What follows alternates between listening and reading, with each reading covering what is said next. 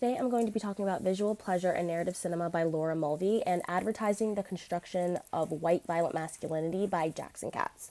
So to start with the Mulvey reading, she says that cinema in Hollywood has represented females in relation to male interests, both visually and in the plot, and she uses two terms, the male gaze and to be looked atness, to drive this argument. So the male gaze is when the audience experiences the perspective of a heterosexual male despite the audience member's sexuality. And we know this because the camera angle, the pacing of the film changes. Maybe we zoom in on a woman as she walks in. She's very visibly attractive. You know, she has a curvaceous body. This is seen in the clip I embedded from The Wolf of Wall Street, where Margot Robbie's character walks in and Leonardo DiCaprio, is looking at her through string lights and a banister, and we zoom in on her face. We kind of pan over to see that she's very attractive, and this makes her worthy of Leonardo DiCaprio's desire because of her to be looked atness. She's written in a way to have a strong visual and erotic impact. So her purpose in the movie is to be a sexual drive or a different type of motivation for Leonardo DiCaprio and not to pursue her own dreams and interests. Molly makes a good argument when she says that the looks associated with cinema are different from the reality in which it's consumed. So she breaks down that there's, the camera, the actual final product that the audience is watching, and the actors that kind of create this on-screen illusion.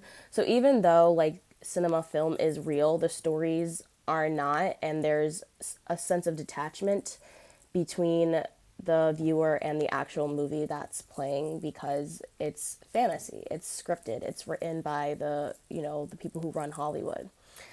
And I disagree when Mulvey says that women represent castration and emasculation, and that's the reason men view them with voyeuristic and fetishistic tendencies in order to, as a defense mechanism to protect them. But I think that, the history of women in cinema have always been as eye candy and motivators, even though that's changing now with more women directors and, women in central to the plot of the film. But I think that it's a power dynamic that needs to be kept because the people writing these films or these older movies believe that in their lives they are the heroes. They are the main character and it's about them, and everyone along the way kind of helps them sidekicks, but it's not about them. The story's about Batman, not Robin Hood, kind of in that sense. And then for advertising and the construction of white violent masculinity, Katz uses advertisements in the media to highlight the ways in which corporate America uses messages of aggression, strength, and masculinity to normalize violence within men, particularly white men. But I like how he touches upon masculinities, and that's the reality that there are different definitions of masculinity for different groups of people that depends on their socioeconomic class, racial and ethnic difference, and sexual orientation.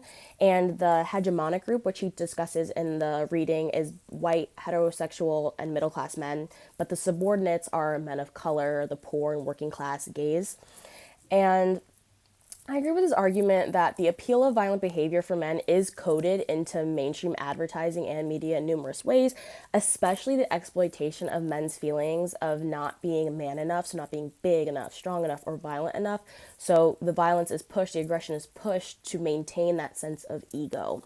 But I disagree with him when he says the media deserves as much credit as it gets when correlating depictions of violence with actual acts of violence, because he doesn't say that this is the only reason men are violent, but clearly there is more of a nurturing part of that, nature versus nurture. So maybe violence isn't inherently biological in men, but they do grow up around violent situations that, contribute to the way that they are, and that's just further perpetuated in media.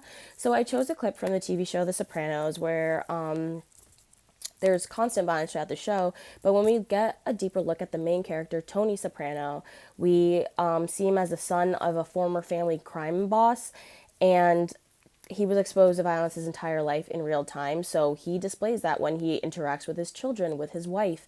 And, throughout the show, they constantly talk about movies like The Godfather and Goodfellas and how that's all fantasy, but when you see them act in real life, that's kind of how they act. So yeah, thank you.